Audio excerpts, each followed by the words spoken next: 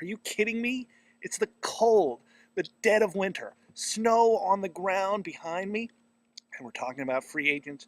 Yeah, there's still some out there. Let's take a look at the list. Hi, I'm Will Carroll from Baseball Prospectus. Let's talk about free agents. Yeah, there's still some left, but they come down to a couple categories. Guys who, for some reason, are damaged goods.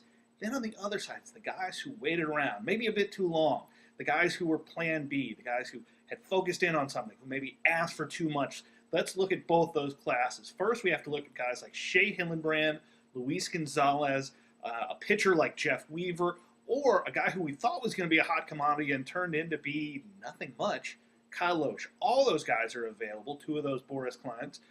Will be interesting to see who's going to be out there.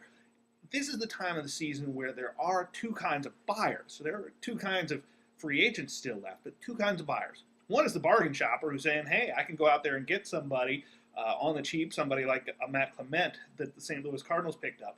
A guy like Bartolo Colon or Freddie Garcia would fall into that category. But then you've also got, on the other side, guys who are sitting on a pile of money. The most famous one of these was Eric Milton. And we always talk about this one. Basically, the Reds had this much money to spend.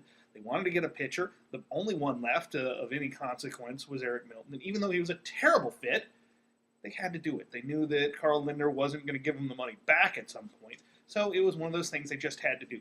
Kyle Loesch could fit into that if there's a team, say the Mets, that is just desperate to find one more pitcher. I don't think the Mets are that desperate. I think they're okay. Yeah, they'd like to make some moves. Yeah, they'd like to get involved in Johan Santana. Yeah, they'd like to get involved in Eric Bedard. But that's kind of the way you could see this thing going. On the other hand, there is another class of damaged goods. Guys like Barry Bonds. Guys like Roger Clemens if he decided to come back.